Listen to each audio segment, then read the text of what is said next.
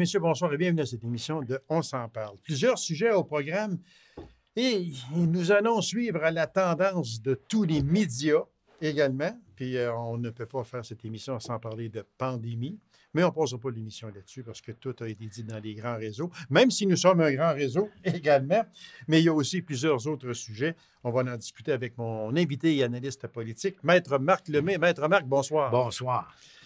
Maître Marc, je ne sais pas, ça me tente d'ouvrir juste une petite parenthèse de même.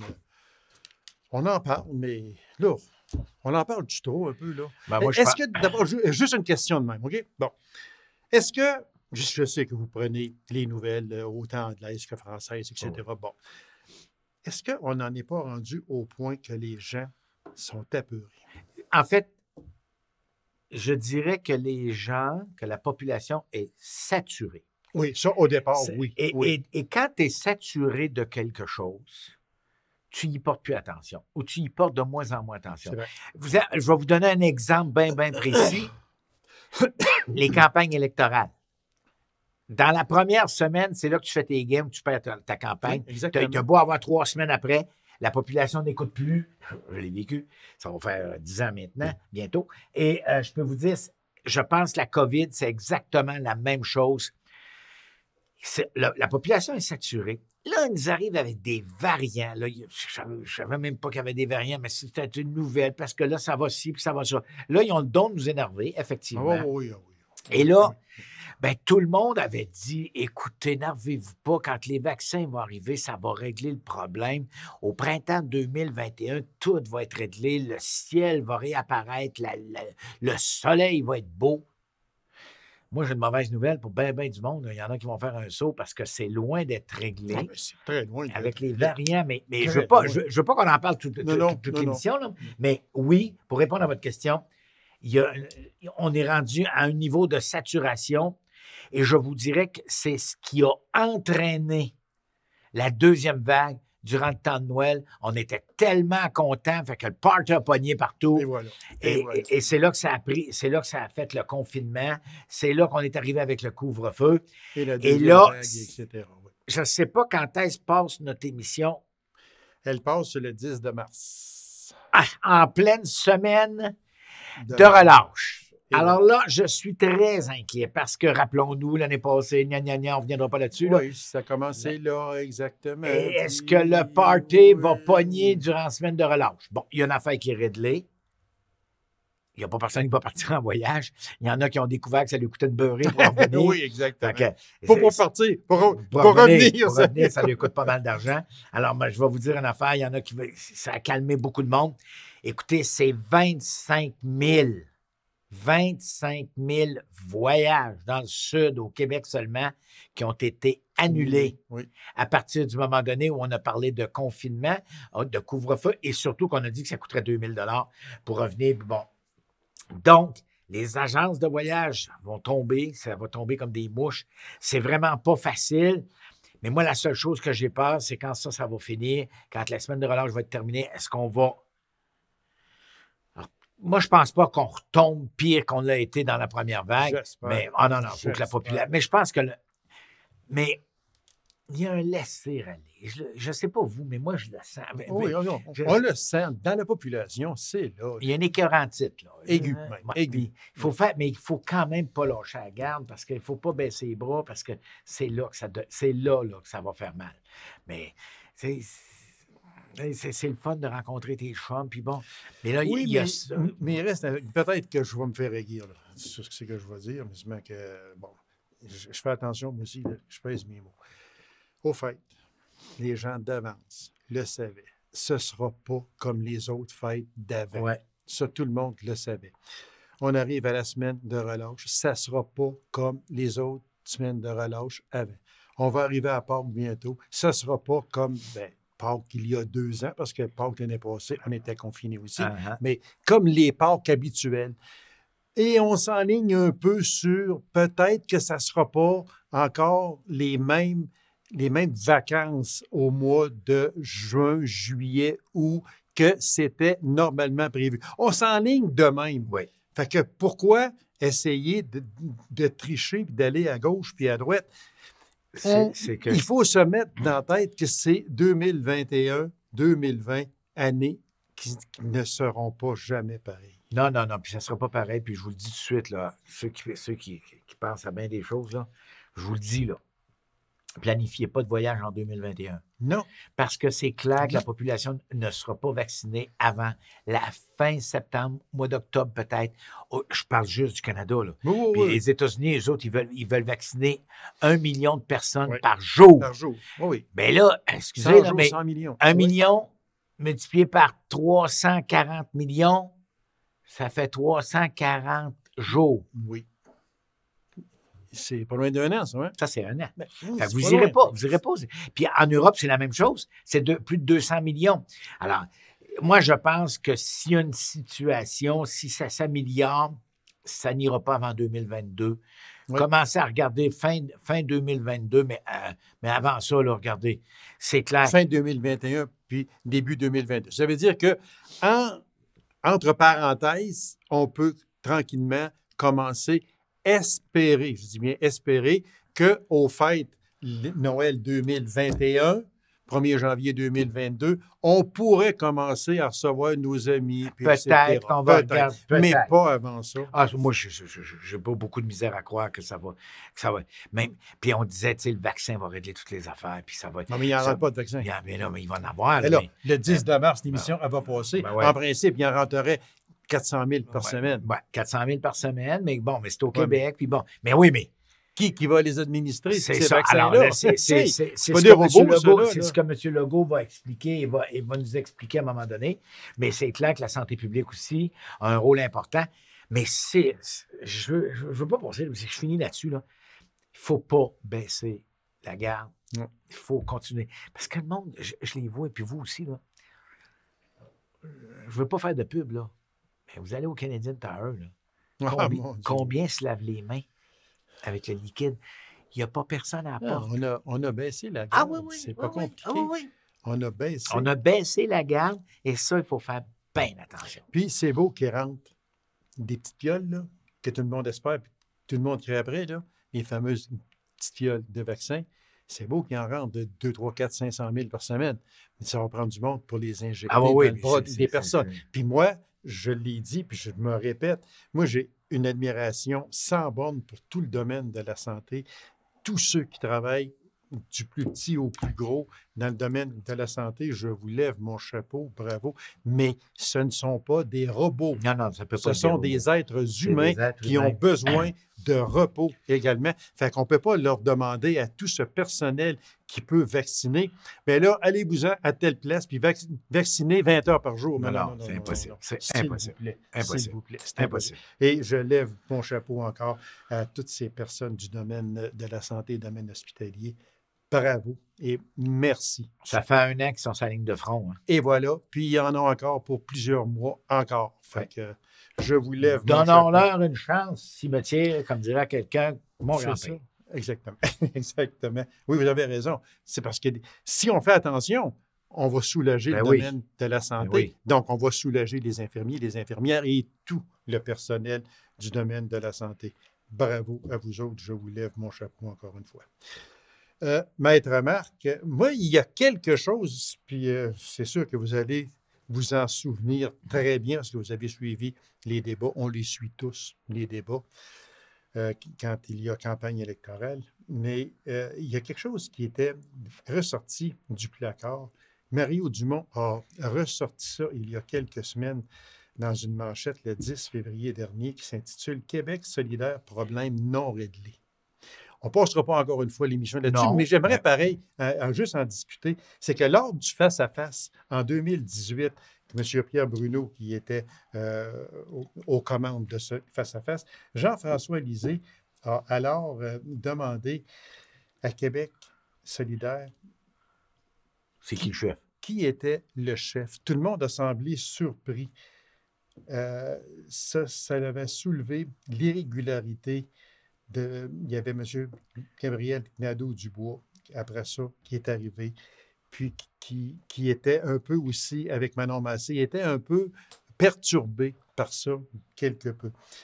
Parce qu'on avait regardé, puis on avait vu que M. Gaétan Châteauneuf était désigné comme chef de parti et depuis, il était remplacé par Nicolas Châtel-Launay.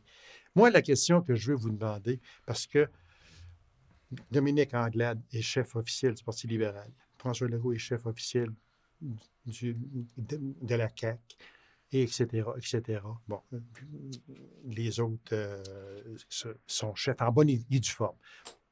Apparemment, M. Nadeau-Dubois et Mme Massé ne sont pas chefs de leur parti. Est-ce que, au point de vue juridique, c'est légal? Est-ce que ça peut se faire? Et c'est quoi les conséquences, les inconvénients de ça? Et là, je ne veux pas brasser la marmite de ça, mais simplement parce que Mario Dumont a ressorti ça. Mais légalement parlant, là, à l'Assemblée nationale, ça te prend des représentants et des porte-paroles. Okay. Alors, ce qu'on a actuellement, c'est les co-porte-paroles de Québec solidaire, parce que c'est le même, c'est pas, ils se disent pas co-chef, là, hein? Chef adjoint ou chef, non, ils se disent des porte-paroles du parti Québec solidaire. Donc, légalement parlant, pour moi, il n'y a pas de problème là. Bon, il y a un problème de structurite, là, puis avec le conseil d'administration, le CA, puis toute le patente, là. Il va falloir qu'à un moment donné, ils clarifient la situation. Mais eux autres, ils ont toujours dit que c'est des co-porte-paroles et c'est des co-porte-paroles à l'Assemblée nationale. Quand ils sont en Assemblée générale, en congrès là, ou en conseil général, alors là, c'est le président, le chef du parti qui semble diriger. Comme le PQ a, c'est pas M.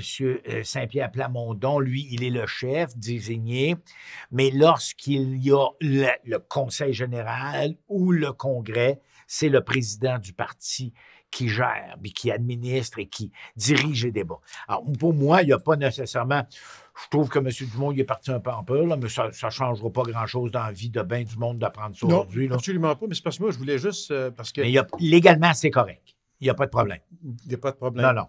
Parce qu'ici, il marquait que il y avait des signatures à faire dans des papiers importants à chaque parti. Oui. Puis ça devait être fait par le chef. Oui, mais je peux vous dire que le chef du parti, bien souvent, tu ne le connais même pas. Ou le président du parti, tu ne le connais pas. Y a-t-il quelqu'un qui peut me nommer le président du Parti québécois? Je sais que c'est un homme de race noire, que moi, j'ai vu le nom. Mm-hmm. Mais même chose pour le seul parti, c'est le Bloc québécois, où là, on a un chef et qui est en même temps président du parti. Mais même Mme Anglade est chef du Parti libéral, mais elle n'est pas, n'est pas présidente. Non, elle est chef du Parti libéral. Okay. Et il y a un président du conseil du Parti libéral. Même chose pour M. Legault. Alors, toute la poutine, ce que moi appelle la poutine, là, c'est le président qui signe ça. Je ne sais pas, moi, s'ils veulent acheter de la publicité ou peu importe, là, mais c'est sûr que les personnes qu'on voit le plus souvent, c'est bien évidemment, c'est les porte-paroles, donc les co-porte-paroles du Parti Québec solidaire. Ils sont deux. Le OPQ, il est tout seul, puis bon, Mme Anglade est tout seul, puis M. Legault est seul. Non, c'était juste parce que ça avait fait une grosse manchette le 10 février dernier, parce que quand on prenait avec M. Dumont après ça à LCN, mon Dieu, ça avait l'air d'être une catastrophe totale. Là, mais seulement que plus on fouille, plus on regarde, c'est une grosse tempête dans un tout petit verre d'eau. Oui, monsieur. Tout simplement. Je veux juste revenir très vitement sur la pandémie, parce que j'avais quand même quelques questions aussi à vous poser. Le retour au Québec, 3 jours à l'hôtel pour les voyageurs, est-ce que c'est une bonne chose? Est-ce qu'il est trop tard? Puis, est-ce que ça va faire annuler les voyages? Vous en avez parlé, il y a déjà 25 000 voyages qui ont été annulés. Mais est-ce que c'est trop sévère aussi? Non. Hey, rappelons-nous. Il y en a qui ont mémoire courte dans cette affaire-là. Parce que, rappelons-nous, en décembre, janvier, là, tout le monde disait... Ça n'a pas d'allure que le monde voyage, ça n'a pas d'once. Il devrait faire la même chose que tout le monde, c'est-à-dire être en quarantaine 14 jours dans une chambre d'hôtel. Oui, ça, je me souviens très bien, oui. Et à tes frais en plus. Oh boy! Il y en a qui ont dit, oh oui, ça a de l'allure, ça a de l'allure. Mais plus ils réfléchissaient, ils disaient, oups, un instant. M. Legault et son équipe ont tranché la poire en deux, M. Trudeau également, c'est-à-dire, ils ont dit, ceux qui arrivent, qui ont un test négatif dans les 72 heures précédant leur arrivée, vous allez passer un autre test et vous allez rester cloisonné pour 3 jours, le temps qu'on sache si... Le temps que les résultats sortent. Voilà. Puis ça, c'est clair. Mais si vous êtes atteint de la COVID, là, vous êtes en quarantaine pour 14 jours. Le bordel, et là, on se dit les vraies affaires, le bordel, c'est que le gouvernement Trudeau, tu sais, une machine, tu sais, quand il met en place un programme, là, puis là, il décide que cette banque, ça marche. Le problème, c'est que c'est Trudeau qui a décidé, le gouvernement qui a décidé que c'était une ligne 1-800 pour réserver une chambre d'hôtel. À tabarouette, ça n'a pas de bon sens, là. Ça n'a vraiment pas d'allure. Ce qu'il aurait fallu, c'est qu'il y ait des hôtels accrédités. C'est-à-dire, bon, on ne fera pas de pub, le Best Western, le Holiday Inn, mais il faut qu'il soit dans les 5 km autour de l'aéroport. Donc, bon, tu as le Holiday Inn, tu as le Sheraton, bon, anyway. Il y en a beaucoup. Et là, tu réserves à cet hôtel accrédité, et c'est cet hôtel accrédité qui te dit, toi, M. Lacasse, c'est là que vous allez aller, bang, bang, bang, merci beaucoup, bonsoir, on va vous ramasser à l'aéroport, telle date. Là, il y en a, écoutez, moi, là, je ne serais pas de bonne humeur. Si je devais revenir, puis qu'il y en a qui ont passé 4 heures au téléphone, et ceux qui connaissent un peu comment ça marche, ils ont tous des cellulaires. Les batteries à plat, il n'y a plus rien qui fonctionne. C'est le bordel. Alors, il faut qu'ils règlent ça. Mais ce que je ne comprends pas, c'est, oui, c'est une bonne idée, oui, c'est correct, mais comment ça se fait qu'il n'y a pas personne qui a prévu ça avant? Et voilà. Tu ne peux pas mettre un numéro 1-800, ça n'a pas de Non, absolument pas. Bon, voilà. Très vitement, la semaine de relâche, on en a parlé un peu, si ça s'en vient. Le 10 de mars, que l'émission passe, on va avoir presque terminé ou en tout cas vers la fin. Semaine de relâche. Fermeture des régions. Non. Ça n'a pas marché. Je veux dire, ils n'ont pas voulu. Non. Est-ce que c'est une bonne ou une mauvaise décision? C'est une très bonne chose. Pour quelle raison? Pour une simple et bonne raison, c'est que tu ne peux pas mettre les policiers.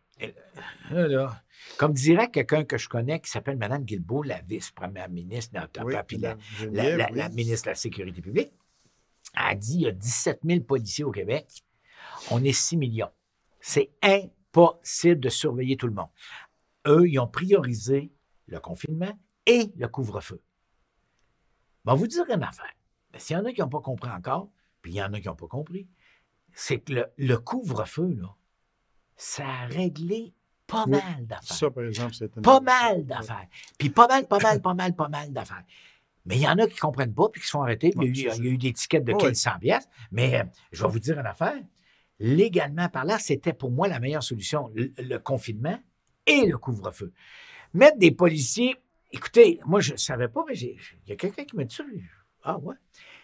En Abitibi-Témiscamingue, il y a 6 possible sur notre territoire. Moi non plus, je savais. Je vois le visage. Oui. Okay. Ah ouais.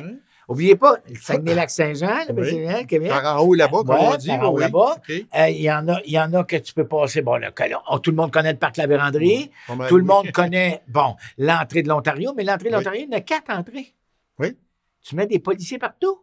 On commence avec la Reine, après ça, Matheson, puis après ça, regarde, on s'en va. Là. Mettez tout. Témiscamingue, etc. Il y en a 4-5. Là. Alors là, tu ne peux pas mettre des policiers là. C'est avec respect pour les policiers, ils ont pas mal d'autres choses à faire que ça. Puis la sécurité publique. Puis là, tu vas avoir des policiers qui vont être installés là, puis là, ils vont attendre. Non, ça n'a pas d'allure. Moi, je pense que ce qu'il faut contrôler le plus, c'est les sentiers de motoneige. Oui. Parce que là, nos motoneigistes vont atterrir, là. Ils s'en viennent de l'Ontario. Oui, au fait aussi, ils sont en venus. Ils sont en venus, oui. Puis là, ça, pour moi, c'est dangereux. Puis tu ne peux pas arrêter tout le monde sur le bord de la route, mais le couvre-feu, à 9h30, nous autres, on est rendus à 9h30, mais à d'autres endroits, c'est 8h. C'est 8h. Alors, ça, c'est la plus belle patente qu'ils ont jamais mis en place. Parce que moi, je me souviens très bien, oui, mais quand le couvre-feu a été décrété, on était tous en zone orange. Oui. Rouge. On est tous tombés rouges. Moi, je me souviens très bien, et c'est quand même pas longtemps, à 20h, il n'y a plus personne qui passait dans la rue chez nous. Non. Plus personne, je pense que je me souviens d'avoir vu une auto à 8h05, à peu près. Là, 21h30, il n'y a plus personne qui passe dans la rue chez nous. Ça fait des rues. Ça veut dire que les gens écoutent. Ben oui, non. Moi, écoutez, c'est une très. Écoutez, en Abitibi-Témiscamingue, au cours de la dernière semaine, là, parlons des 2 dernières semaines, ils ont donné 23 constats d'infraction pour le non-respect du couvre-feu. Quand même pas si pire. Ouais. Bon, ça veut dire qu'on écoute. Ça veut dire. Puis c'est vrai qu'à 9h30, si t'as pas d'affaire. Si t'as pas d'affaire, si t'es pas obligé d'aller à l'hôpital et d'en avoir une urgence nationale, bien, garde, m'excuse, tu devrais être chez vous. Et ça le réduit considérablement les petits parties. Maître Marc, une question comme ça. Là, OK? Négociation des vaccins par le fédéral. Parenthèse, M. Trudeau. Moi, là, si je vous demanderais, donnez-moi une note de 1 à 10, 10 étant un excellent négociateur. Ah ben, je donnerais 5-6 parce que le problème, c'est qu'il s'est fait avoir. M. Trudeau s'est fait avoir. C'est pas tout clair qu'est-ce qui s'est passé. Non, c'est ça. C'est pas tout clair. Je suis pas prêt à y mettre un 0 puis un 1 puis il est pourri, ça n'a pas de bon sens. Pourquoi? Pour une simple et bonne raison. C'est qu'il y a eu une surenchère. Je vais juste vous replacer au début, au mois de mars l'année passée, quand on courait après des masques. Mais mon Dieu, oui. Puis que là, les Américains ont décidé, ils ont dit à leur compagnie, ce valeur, vous n'en exportez aucun au Canada tant que nous autres, on ne les a pas approvisionnés. La catastrophe, ça a été la même chose. Pfizer, qui est la grosse compagnie actuellement qui produit ce vaccin-là, a dit c'est correct.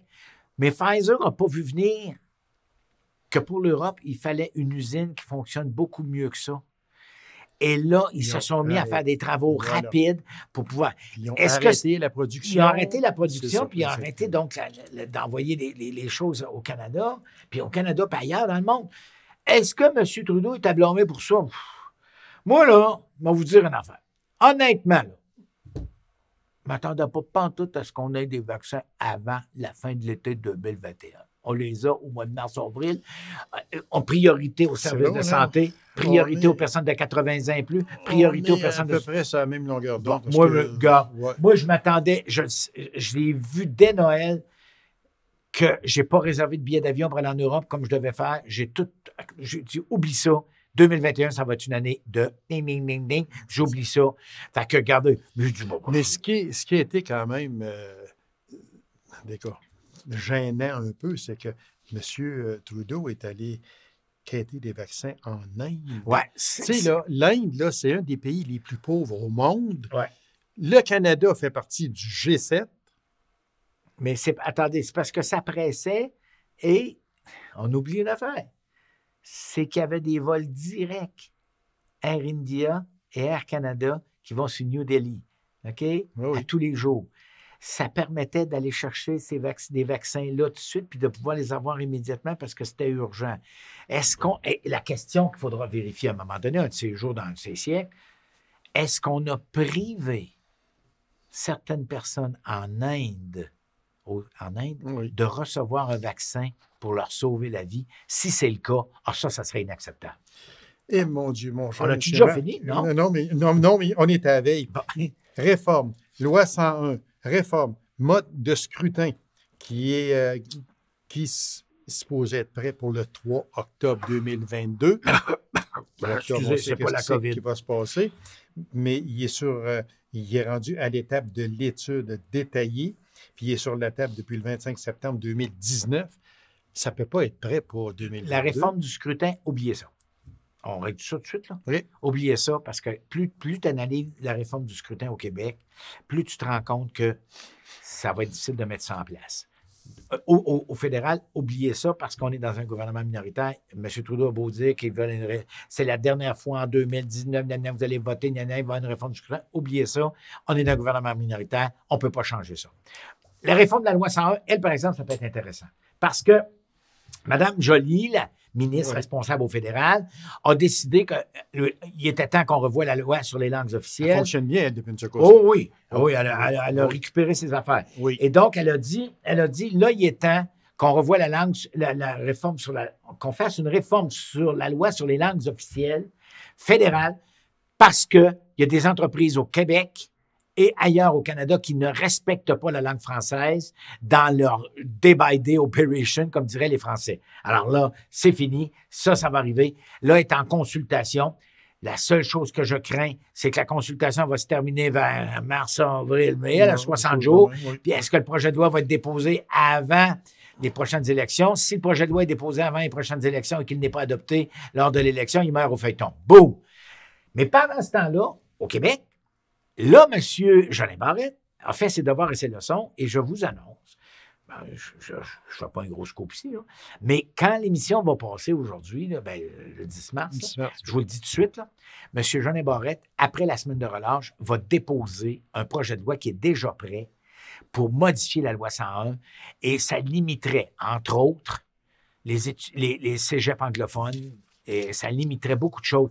Mais je ne l'ai pas vu, le projet de loi, là, je l'avoue. On va le regarder comme il faut, bien c'est sûr, on pourra en parler la prochaine fois. Mais c'est clair que M. Jolin Barrette a le mandat de son premier ministre de revoir la loi 101, non pas pour l'ouvrir à large, mais beaucoup plus pour resserrer puis de dire aux entreprises, hey, c'est assez de niaisage. Maître Marc, il reste à peine 2 minutes. J'aurais voulu garder plus de temps. Mais est-ce qu'un employeur peut forcer un employé à se faire vacciner ou, de l'autre côté, est-ce qu'un travailleur peut refuser de se faire vacciner?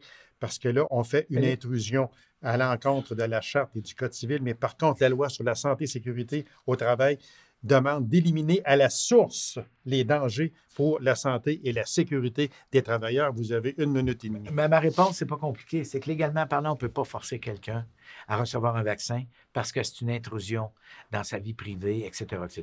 Donc, on ne peut pas. D'un autre côté, il y a une loi, effectivement, qu'on doit résoudre à sa source. Bon.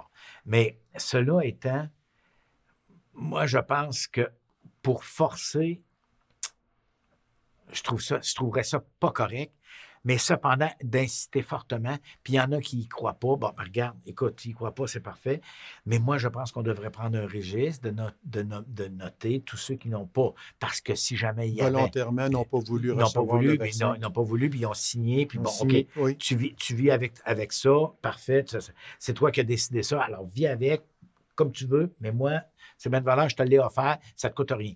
Cela étant, moi, je pense qu'on ne peut pas forcer quelqu'un à recevoir un vaccin. Il y a eu des décisions des tribunaux qui ont dit que dans des cas extrêmes, la Cour peut intervenir pour vous forcer à recevoir des soins. Mais là, on parle de crise cardiaque, on parle de choses, on ne parle pas de vaccin. Parce qu'on ne sait pas si le vaccin va te sauver la vie. Parce que tu n'es pas en danger de mort. Mais si tu ne le reçois pas, puis que tu attrapes la COVID, tu contamines ton usine complète. Voilà. Ça va être à suivre. Ça va être à suivre. Puis une bonne fois, ça va se ramasser en cours et en cour supérieure et en cour suprême. Puis on aura la réponse dans 3, 4, 5 ans prochains. Oui? Ouais. C'est à peu près ça. Ouais, je vous trouvais bien rapide pour avoir une réponse. Merci beaucoup, Maître Marc. On va se revoir une dernière fois au mois d'avril prochain. Merci beaucoup. Merci. Alors, mesdames et messieurs, merci d'avoir été là. On se donne rendez-vous à une prochaine émission. On s'en parle. Au revoir et bonne semaine.